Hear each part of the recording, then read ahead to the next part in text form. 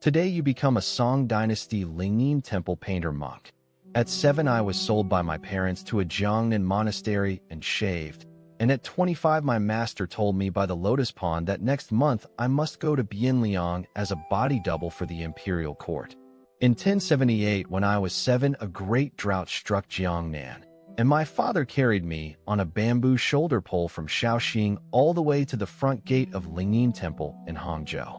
My father knelt outside the temple gate and handed me over with his own hand to an elderly novice monk, receiving 3 strings of bronze coins and half a sack of rice before walking down the mountain without one look back.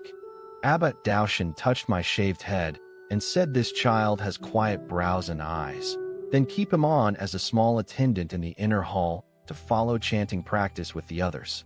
On the day of tonsure, the elderly novice shaved off my full head of black hair inch by inch with a bronze razor, and the fallen hair covered one whole sheet of thick white cotton cloth. My master gave me a Dharma name and called me Lianyingzhai, saying clouds rise from the peaks with no intention, and in this lifetime you must move forward in just the same unhindered way. Lingyin morning chants rang every day at the 5th watch, and the bronze bell sounded from Feilai Peak loudly enough to carry across all the northern hills around West Lake. In 1083 when I was 12, I had already memorized the Diamond Sutra and the Heart Sutra, and my master began letting me study the Vinaya code together with the senior study monks. When I chanted sutras, my clear voice rang into echoes through the great Daxiangbo Hall, and the elderly novice said I must have been a temple person in past lives at Green Lamp old shrines. When I was 14, my master noticed that my wrists stayed steady as I painted apsaras and luohans, and so he had me study gold leaf copying with the senior painter monks of the temple. I copied one luohan scroll after another. My fingertips wore thin calluses, and my master said that with this hand of yours your luohan brushwork would one day make a name across Jiangnan. In 1088, when I was 17, my master first led me to the Lotus-Pond behind the temple, and there explained to me an old precept called the discipline of the bodily form. My master said the bones and blood of a monk do not truly belong to the self. Take care from this day onward never to study the brows and eyes of any woman or man. That night, I knelt by the Lotus-Pond, cutting off all incense for one full night. And when I returned to my cell, I found a small old woodblock erotic album hidden beneath the pillow. I carried that album untouched and handed it directly into my master's own hands. And he gave one long sigh and said, "There are people who simply do not wish you to keep this precept." In 1089, when I was 18, Lingyin rebuilt the Luohan Hall, and the abbot named me to take the brush and paint the 18-figure mural 3 zhang tall by myself. Each day I climbed the bamboo scaffold at dawn and worked the gold leaf deep into the night, and over 3 months that wall slowly revealed the painted faces of all 18 luohans. On the day the mural was finished, the Hangzhou prefect came up to the temple himself together with 2 silk merchants, and they stood inside the Luohan Hall a full quarter of an hour without speaking. After returning to Hangzhou City, the prefect wrote a long memorial that was sent to the palace in Bianliang, saying Lingyin had produced a young monk with a luohan brush like none other. In 1091, when I was 20, the abbot raised me to chief disciple of the painting hall, and from that day, every silk copy and devotional sketch in the temple passed through my hand. That year, the first yellow silk imperial edict was quietly delivered to Lingyin, requesting the abbot to send one painter monk into the palace to gold leaf and copy sutras for the imperial family. My master kept me in Hangzhou to finish a long silk scroll of luohan figures first, saying the waters of the Bianliang palace run too deep and you are not yet ready for the capital. In 1093, when I was 22, my long scroll of luohan figures was finally finished, and the silk merchants of Hangzhou City offered great prices competing to buy it. My master returned the entire brush fee back to me, saying, "You have grown up now, and this bag of silver you must take and send back to your mother in Shaoxing."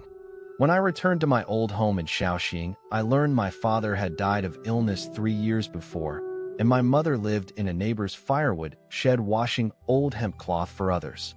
In 1096, when I was 25, my master told me by the Lotus-Pond that next month I must go to the palace in Bianliang and carry out one secret matter for the imperial court. My master said a senior painter monk inside the palace had suddenly died of illness last month, and that painter monk had borne a face that resembled mine by 7 parts in 10. An aged eunuch from the palace had sent men by night to Hangzhou to seek a body double, unwilling to let the emperor learn of this inner palace secret of a painter monk's sudden death. I knelt and pressed my forehead to the floor and would not leave the temple, but my master said this was a 10-year-old debt the temple owed to the palace, and you alone must go. That night, I knelt clutching the dead painter monk's worn old saffron robe alone by the Lotus-Pond until dawn, only then willing to rise and follow the aged eunuch north. I entered the palace in Bianliang under the Dharma name of that dead painter monk, and everyone there took me for the very man who had already died of illness in his own cell. Emperor Zhezong loved to paint luohans, and each day he summoned me to Yanfu Hall to gold leaf copies together, and when we spoke of Dharma, he would sit for nearly half a day.